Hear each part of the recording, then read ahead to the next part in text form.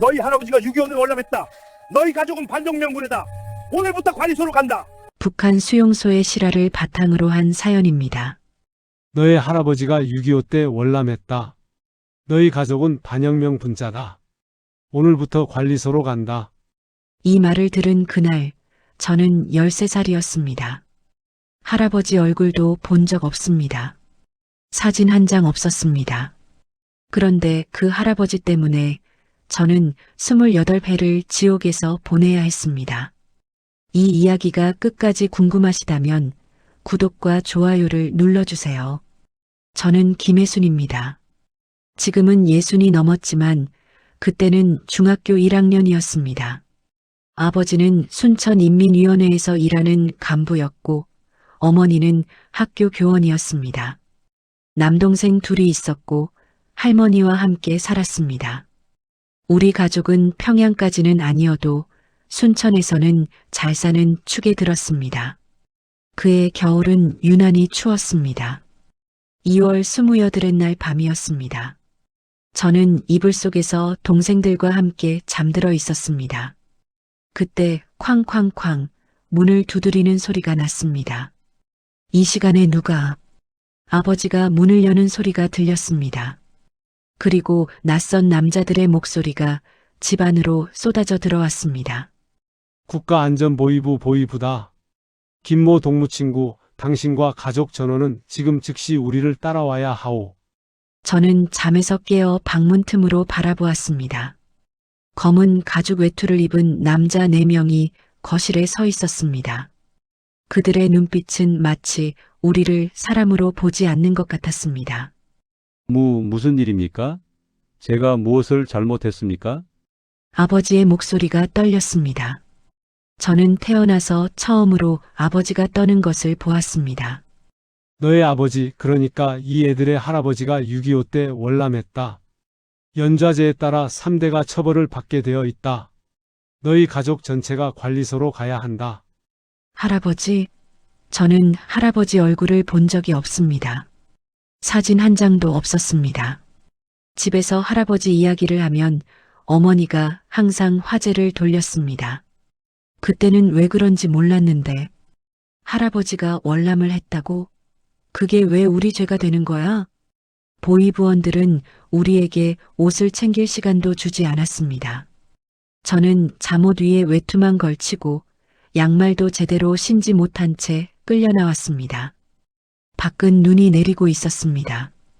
발이 얼어 감각이 없었습니다. 할머니가 울면서 소리쳤습니다. 애들은 죄가 없소. 애들만은 놔주시오. 보위부원이 할머니를 밀쳤습니다. 70이 넘은 할머니가 눈 위에 쓰러졌습니다. 닥쳐. 반영명 분자 가족은 3대가 다 죄인이야. 우리 가족 6명은 검은 짐차에 실렸습니다. 차 안은 칠흑같이 어두웠습니다. 어디로 가는지 알 수 없었습니다. 어머니가 저와 동생들을 꼭 껴안았습니다. 그 품에 온기만이 유일한 위로였습니다. 몇 시간을 달렸을까요? 차가 멈추고 문이 열렸을 때 새벽빛이 희미하게 비추고 있었습니다. 저는 눈앞에 펼쳐진 풍경을 보고 숨이 멎는 줄 알았습니다. 4미터 높이의 철조망. 철조망에는 전기가 흐르고 있었습니다. 멀리 감시탑들이 보였습니다. 탑 위에서 군인들이 총을 들고 우리를 내려다보고 있었습니다. 여기가 어디예요, 아버지? 아버지는 대답하지 못했습니다. 그저 입술만 떨고 있었습니다. 나중에야 알았습니다. 이곳이 평안남도 북창군에 있는 18호 관리소, 정치범수용소라는 것을. 관리소 입구에서 우리는 신체 검사를 받았습니다. 모든 소지품을 빼앗겼습니다. 어머니의 결혼 반지까지. 그리고 보위부 지도원이 서류를 읽었습니다. 너희들은 반영명 분자 가족이다. 위대하신 수령님의 은덕으로 목숨만은 부지하게 해주신다. 죽을 때까지 이곳에서 노동으로 죄를 갚아라. 죽을 때까지? 내가 무슨 죄를 지었다고? 그날 저는 인간에서 죄인으로, 학생에서 노동자로 바뀌었습니다. 13살에 얼굴도 모르는 할아버지 때문에. 그리고 일주일 후 저는 탄광에 배치되었습니다. 13살짜리가 지하 500m 갱도에 들어가 석탄을 캐기 시작했습니다. 하루 16시간씩 그곳에서 저는 인간이 어디까지 망가질 수 있는지를 배웠습니다. 관리소에 온 지 일주일 만에 저는 이주민학교라는 곳에 배치되었습니다. 학교라는 이름이 붙었지만 실제로는 어린이들을 노동에 투입하기 전에 사상교육을 시키는 곳이었습니다. 한 달간의 교육이 끝나고 저는 심상갱이라는 탄광에 배치되었습니다. 13살이었습니다. 채탄공, 석탄을 캐서 탄차에 싣는 일이었습니다. 오늘부터 내 할당량은 하루 석탄 2톤이다. 못 채우면 밥을 줄인다. 2톤, 2000kg. 13살 몸으로 어떻게 그걸 해내나요? 하지만 불평할 수 없었습니다. 불평하면 맞았습니다. 심하면 독방에 끌려갔습니다. 갱도는 지하 500m 아래에 있었습니다. 사람 한 명이 겨우 지나갈 수 있는 좁은 통로를 기어가야 했습니다. 공기는 탄가루로 가득 차 있어서 숨을 쉴 때마다 목이 칼로 긁히는 것 같았습니다. 숨을 못 쉬겠어. 여기서 죽는 건가? 처음 며칠은 정말 죽을 것 같았습니다. 곡괭이를 들어올리는 것조차 힘들었습니다. 손에는 물집이 생기고 터지고 다시 생기고 굳은 살이 되었습니다. 얼굴은 탄가루로 새까맣게 변해서 거울을 봐도 제가 아닌 것 같았습니다. 할당량을 못 채우면 밤 12시까지 야간 노동을 해야 했습니다. 16시간 연속 노동. 새벽 4시에 일어나서 밤 10시까지 일하고 할당량이 모자라면 또 2시간을 더 일했습니다. 이 게으름뱅이야. 할당량도 못 채우고 뭘 하는 거야. 작업 반장이 저를 때렸습니다. 삽자루로 등을 내리쳤습니다. 저는 비명도 지르지 못하고 쓰러졌습니다. 울면 또 맞았습니다. 엄마, 살고 싶어? 집에 가고 싶어?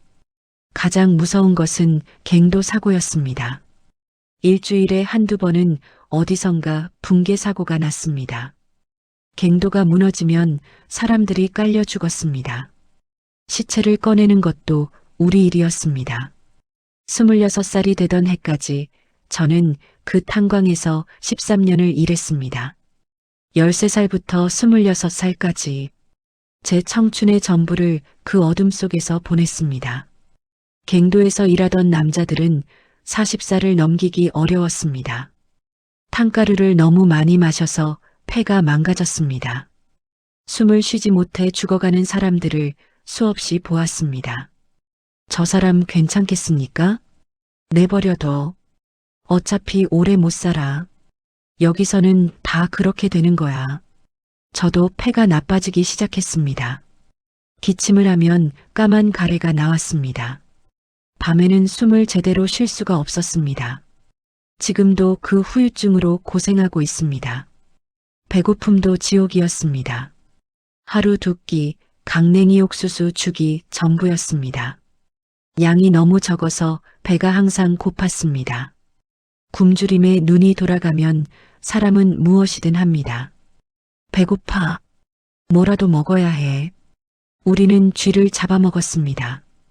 관리소에서 쥐가 유일한 단백질원이었습니다. 몰래 쥐덫을 만들어 쥐를 잡으면 불을 피워 구워 먹었습니다. 쥐 한 마리를 2~3명이 나눠 먹었습니다. 뱀도 먹었습니다. 개구리도 먹었습니다. 풀뿌리, 나무 껍질, 도토리. 먹을 수 있는 것은 다 먹었습니다. 그래도 배가 고팠습니다. 어느 해봄이었습니다. 옆 작업반에서 끔찍한 일이 벌어졌습니다. 한 어머니가 굶주림에 미쳐서 자기 아들을 차마 말로 할 수가 없습니다. 그 어머니는 공개 총살 당했습니다. 하지만 저는 그녀를 욕할 수가 없었습니다. 굶주림이 사람을 어디까지 내모는지 저도 알았으니까요. 그 시절 저는 한 가지만 생각했습니다. 살아남자. 어떻게든 살아남자. 죽으면 안 된다. 언젠가 이곳을 나가야 한다. 그리고 19살이 되던 해 관리소에서 이상한 통보가 왔습니다. 모범수로 선정된 자들에게 결혼을 시켜준다는 것이었습니다. 표창 결혼이라고 불렀습니다. 저는 그때 처음으로 결혼이라는 것을 하게 됩니다. 사랑은커녕 얼굴도 모르는 남자와 관리소에서는 노동을 잘하고 사상이 올바른 수감자들에게 결혼을 시켜주었습니다. 이것을 표창 결혼이라고 불렀습니다. 제가 20살이 되던 해 저도 표창 결혼 대상자가 되었습니다. 김혜순 동무친구, 당에서 배필 배우자를 정해주었소. 내일 결혼식이요. 배필? 결혼식? 저는 그 남자가 누군지도 몰랐습니다. 얼굴도 본 적 없는 사람이었습니다. 내가 결혼을? 누구랑? 다음 날 관리소 사무실에서 처음으로 그 사람을 만났습니다. 이름은 박영철 가명, 25살이었습니다. 다른 탄광에서 일하는 채탄공이었습니다. 마르고 키가 컸습니다. 그도 저처럼 연자제로 끌려온 사람이었습니다. 결혼식이라고 해봤자 특별한 것은 없었습니다. 보이부 지도원 앞에서 서약서에 도장을 찍는 것이 전부였습니다. 신혼방은 4평짜리 흙집이었습니다. 이불 한 채, 솥 하나, 젓가락 2짝. 그것이 우리 살림의 전부였습니다. 앞으로 잘 부탁하오. 영철이 어색하게 말했습니다. 저도 고개만 끄덕였습니다. 서로 할 말이 없었습니다. 사랑해서 만난 사이가 아니었으니까요. 하지만 시간이 지나면서 정이 들었습니다. 같은 지옥에서 살아가는 동료라는 느낌이었습니다. 영철은 과묵했지만 다정한 사람이었습니다. 할당량을 못 채운 날에는 자기 몫을 저에게 나눠주었습니다. 당신은 몸이 약하니까 더 먹어야 해. 그럼 당신은요? 난 괜찮아. 남자니까. 그 말 한마디가 그렇게 고마울 수가 없었습니다. 관리소에서 누군가 저를 챙겨준다는 것. 그것만으로도 살아갈 힘이 되었습니다. 결혼한 지 3년째 되던 해 저는 임신을 했습니다. 관리소에서 아이를 낳는다는 것은 축복이 아니었습니다. 또 하나의 죄인을 세상에 내보내는 것이었습니다. 이 아이도 나처럼 여기서 평생을 보내야 하는 건가? 임신 중에도 노동은 계속해야 했습니다. 배가 불러도 탄광에 들어갔습니다. 임산부라고 봐주는 것 따위 없었습니다. 어느 날 동생들을 먹이려고 산에 도토리 잎을 따러 갔습니다. 임신 9달째였습니다. 산길을 오르다가 갑자기 배가 아파왔습니다. 왜 이러지? 설마 진통이었습니다. 산 중턱에서 혼자서 아이를 낳게 된 것입니다. 저는 나무를 붙잡고 웅크렸습니다. 아무도 없었습니다. 도와줄 사람이 없었습니다. 이를 악물고 힘을 주었습니다. 한참을 그렇게 했을까요? 아기 울음소리가 들렸습니다. 으앙, 으앙, 딸이었습니다. 저는 들고 있던 배낭을 찢어 아기를 감쌌습니다. 손이 떨렸습니다. 아기는 작고 연약했습니다. 살아야 해. 이 아이를 데리고 내려가야 해. 저는 기다시피 해서 산을 내려왔습니다. 50m쯤 갔을 때 마침 지나가던 할머니가 저를 발견했습니다. 그분이 영철을 불러왔고 저는 겨우 집으로 돌아올 수 있었습니다. 아이 이름은 영이라고 지었습니다. 하지만 젖이 나오지 않았습니다. 하루 한두 끼 산나물국에 강냉이 가루를 먹는데 어떻게 젖이 나오겠습니까? 2년 후에 아들도 낳았습니다. 영수라고 지었습니다. 두 아이를 키우면서 저는 더욱 처절해졌습니다. 아이들에게 뭐라도 더 먹이려고 쥐를 잡고 풀을 뜯었습니다. 그런데 1997년 끔찍한 일이 벌어졌습니다. 남편 영철이 탄광에서 사고를 당한 것입니다.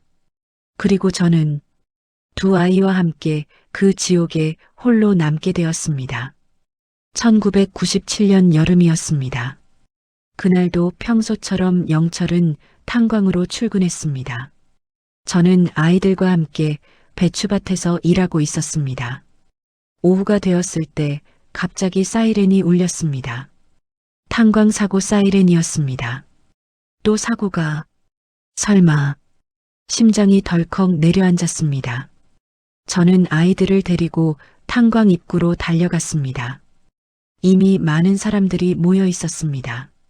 들것에 실려 나오는 시체들, 탄가루로 새까맣게 된 얼굴들, 심상갱에서 가스 폭발이 났소. 30명 넘게 죽었소. 저는 시체들 사이를 헤집었습니다. 제발 영철이 아니기를. 제발. 세 번째 들것에서 영철을 찾았습니다. 얼굴 반쪽이 검게 그을려 있었습니다. 눈을 감고 있었습니다. 더 이상 숨을 쉬지 않았습니다. 영철아, 영철아. 저는 울부짖었습니다. 아이들이 저를 붙잡고 울었습니다. 영희가 12살, 영수가 10살이었습니다. 아빠, 아빠. 장례라고 할 것도 없었습니다. 시체를 거적에 싸서 산에 묻었습니다. 비석도 없었습니다. 그냥 흙무덤 하나. 그것이 15년을 함께한 남편의 마지막이었습니다. 어떻게 살아? 혼자서 어떻게 아이들을 키워? 그때부터 저는 미쳐버릴 것 같았습니다. 남편 없이 두 아이를 먹여 살려야 했습니다. 낮에는 탄광에서 일하고 밤에는 몰래 산에 가서 도토리를 주었습니다. 잠은 3시간도 못 잤습니다. 그 무렵 관리소에서는 공개 처형이 잦아졌습니다. 김일성 수령이 죽고 나서 심화 조사건이라는 것이 시작되었습니다. 사상이 불순한 자들을 색출한다는 명목으로 한 달에 7, 80명씩 총살당했습니다. 다음 공개 처형 대상자는 김모, 죄목은 강냉이 서말절도. 강냉이 서말. 그것 때문에 목숨을 잃었습니다. 배가 고파서 먹을 것을 훔쳤다는 죄로 공개 처형장에는 모든 수감자들이 동원되었습니다. 아이들까지. 어린 영수도 처형 장면을 봐야 했습니다. 엄마, 저 아줌마 왜 죽여요? 먹을 걸 훔쳤대. 배가 고파서요? 저는 대답할 수 없었습니다. 10살짜리 아이에게 뭐라고 설명해야 합니까? 총소리가 울렸습니다. 여인의 몸이 기둥에 축 늘어졌습니다. 수천 명의 수감자들이 고개를 숙이고 있었습니다. 누구도 울지 않았습니다. 울면 자기도 끌려가니까요. 저런 식으로 죽으면 안 돼. 아이들을 위해서라도 버텨야 해. 2001년 또 한 번의 비극이 찾아왔습니다. 남동생 영호가 탄광사고로 죽었습니다. 영철이 죽은 것과 똑같은 갱도에서 저는 남편에 이어 동생까지 그 탄광에 묻었습니다. 어머니는 그 충격으로 쓰러지셨습니다. 며칠 앓다가 돌아가셨습니다. 할머니는 이미 몇 년 전에 돌아가셨고 아버지도 탄광에서 일하다 폐병으로 죽었습니다. 28회 동안 저는 할머니, 아버지, 어머니, 남편, 남동생을 모두 관리소에서 잃었습니다. 7명의 가족이 들어와서 남은 것은 저와 두 아이뿐이었습니다. 2002년 어느 날 기적 같은 일이 벌어졌습니다. 보이부에서 저를 불렀습니다. 모범수로 인정받아 해제 석방된다는 통보였습니다. 28회 만에 처음으로 철조망 밖으로 나갈 수 있게 된 것입니다. 하지만 진정한 고통은 그때부터 시작되었습니다. 석방 통보를 받던 날 저는 믿을 수가 없었습니다. 28회 만에 처음으로 관리소 문을 나서게 된다니. 김혜순 동무 당에서 은덕을 베풀어 해제시켜 주시오.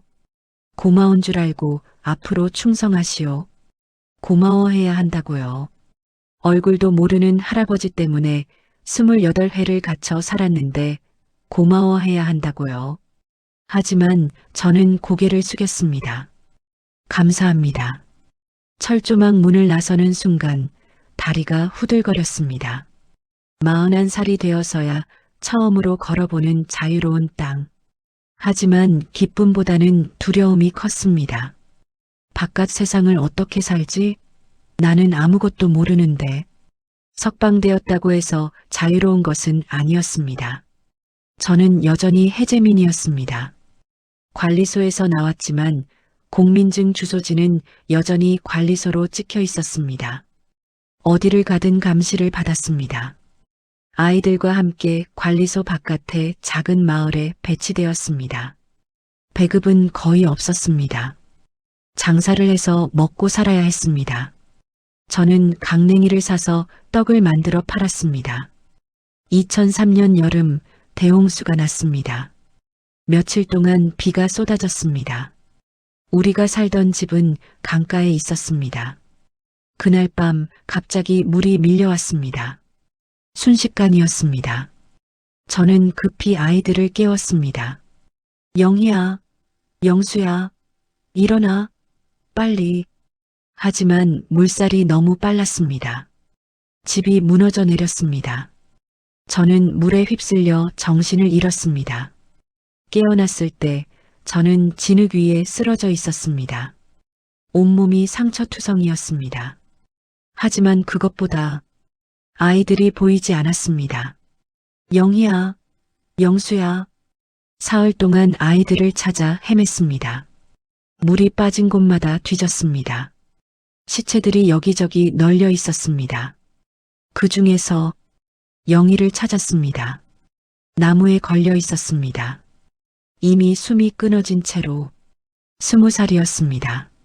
영수는 끝내 찾지 못했습니다. 내 아이들이 저는 미쳐버릴 것 같았습니다. 28회 동안 지옥에서 버틴 것은 아이들 때문이었습니다. 아이들을 살리려고 쥐를 잡고 풀을 뜯고 맞아가며 일했습니다. 그런데 그 아이들을 잃어버린 것입니다. 할머니, 할아버지, 아버지, 어머니, 남편, 남동생, 그리고 두 아이. 가족 9명 중에 저 혼자만 살아남았습니다. 왜 나만 살았지? 차라리 나도 죽었어야 했는데. 그때부터 저는 죽고 싶었습니다. 며칠 동안 아무것도 먹지 않았습니다. 강물에 뛰어들까 생각도 했습니다. 하지만 어느 순간 이런 생각이 들었습니다. 이렇게 죽으면 가족들은 영영 잊히는 것이다. 아무도 모르게 죽어간 그들의 이야기를 누가 알리겠는가? 살아야 해. 살아서 세상에 알려야 해. 관리소에서 무슨 일이 일어나고 있는지 저는 탈북을 결심했습니다. 이 지옥 같은 땅을 떠나서 진실을 알리겠다고. 2005년 어느 날 밤 저는 두만강을 향해 떠났습니다. 하지만 탈북의 길은 또 다른 지옥이었습니다. 중국에서 저는 인신매매꾼에게 팔려가게 됩니다. 그리고 다시 북한으로 강제 북송되어 또 한 번 감옥에 갇히게 됩니다. 2005년 가을 저는 함경북도 회령으로 이동했습니다. 두만강을 건너 중국으로 가려면 그쪽이 가장 가까웠습니다. 브로커 중개인을 통해 탈북을 준비했습니다. 오늘 밤 강을 건너오. 중국 쪽에 사람이 기다리고 있어. 한밤중에 두만강에 들어갔습니다.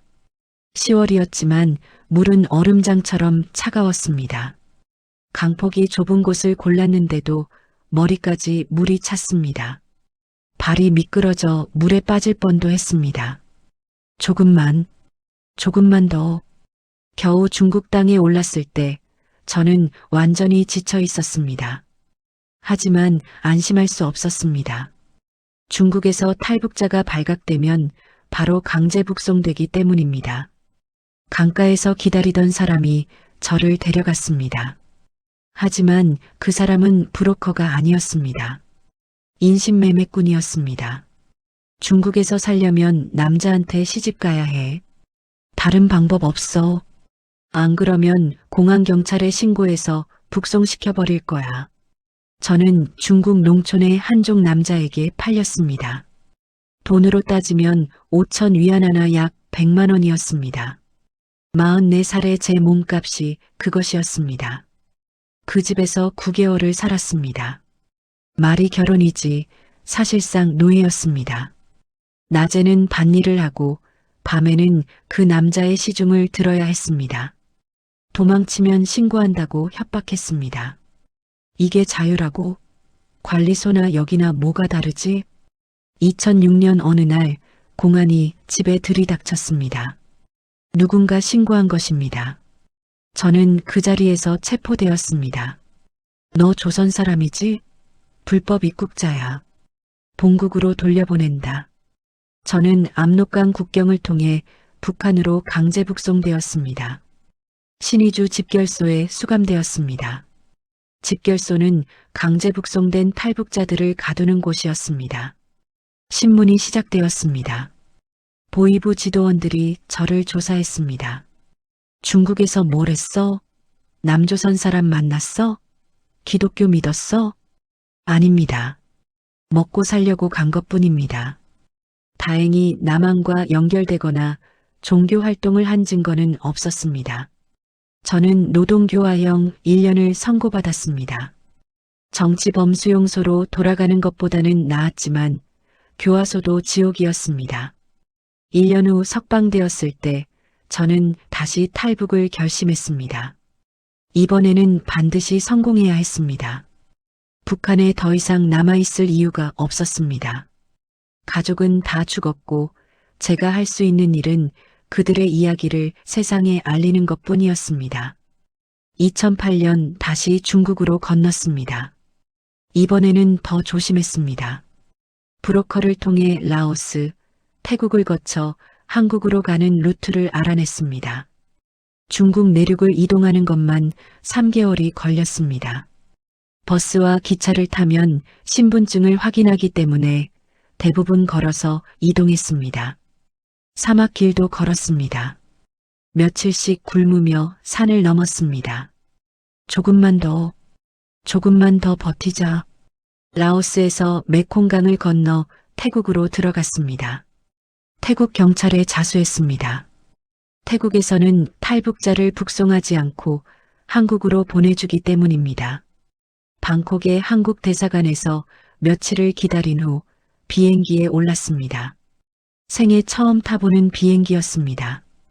2009년 봄 인천공항에 도착했습니다. 비행기에서 내렸을 때 저는 활주로에 무릎을 꿇었습니다. 드디어 자유의 땅에 온 것입니다. 13살에 끌려가서 48살에 자유를 얻었습니다. 35년 만이었습니다. 한국에 도착한 후 저는 하나원이라는 곳에서 3개월간 교육을 받았습니다. 남한 사회에 적응하기 위한 교육이었습니다. 처음에는 모든 것이 낯설었습니다. 스마트폰, 인터넷, 지하철. 관리소에서 28회를 보낸 저에게 세상은 완전히 달라져 있었습니다. 이 기계가 전화기라고요? 버튼이 없는데 어떻게 눌러요? 하나원에서 한 가지 기쁜 일이 있었습니다. 같은 처지의 탈북민 남성을 만났습니다. 그 역시 정치범수용소 출신이었습니다. 요덕 15호 관리소에서 8년을 보낸 사람이었습니다. 우리는 서로의 상처를 이해할 수 있었습니다.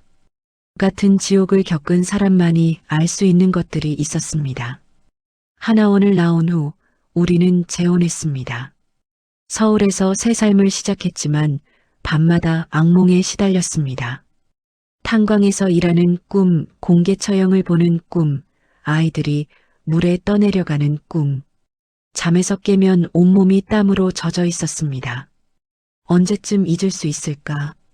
아니, 잊어서는 안 돼. 저는 결심했습니다.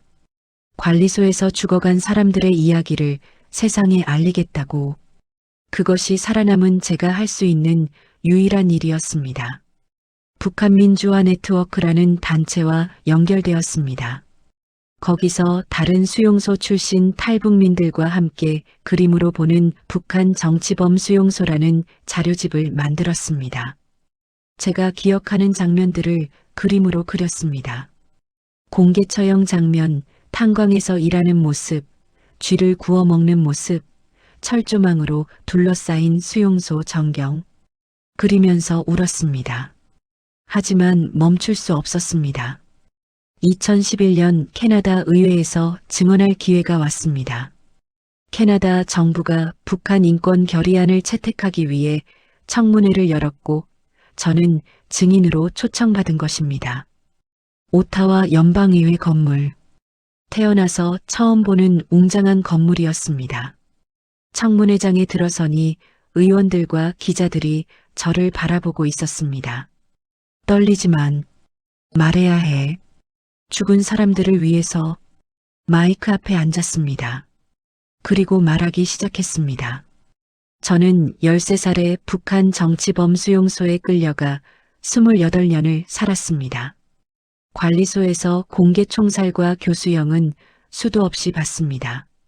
탄광에서 일하는 남자들은 탄가루를 너무 많이 마셔서 40살을 넘기기 어려웠습니다.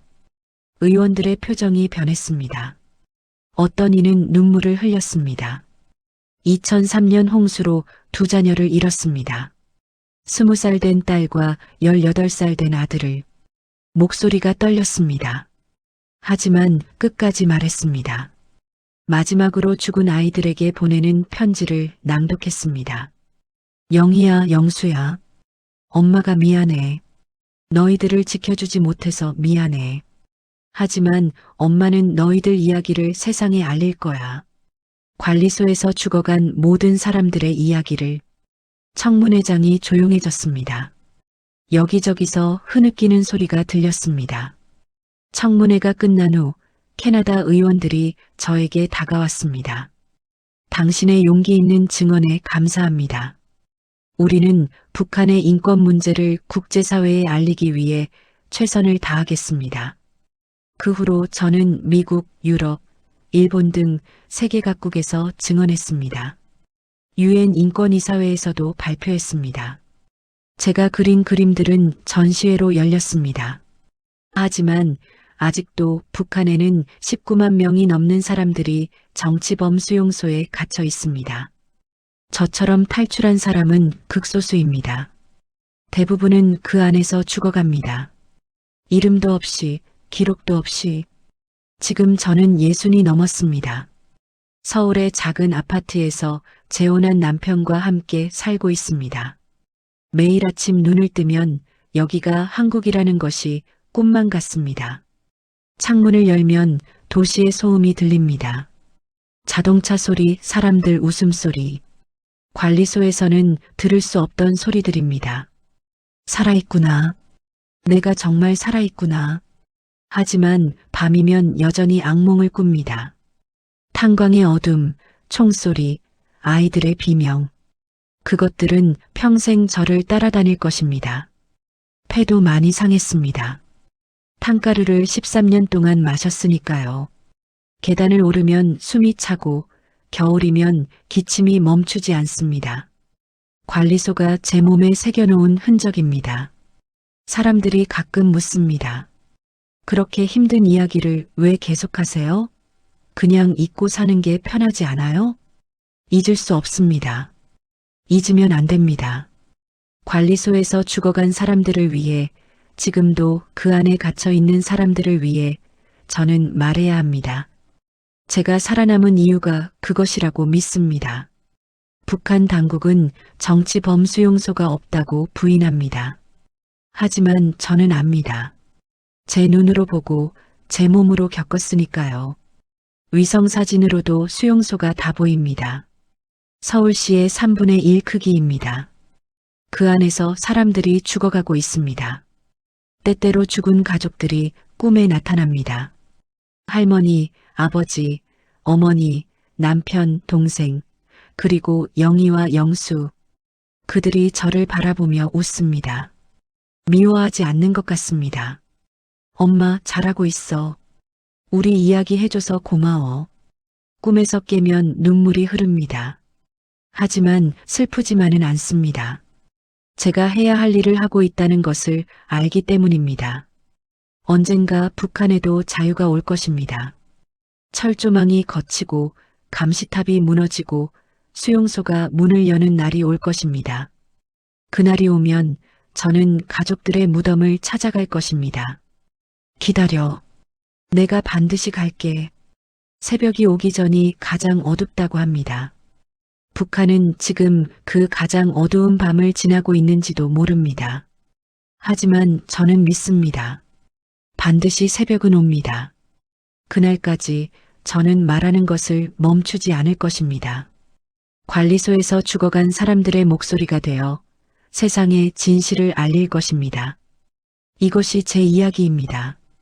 13살에 시작되어 아직 끝나지 않은 이야기. 들어주셔서 감사합니다.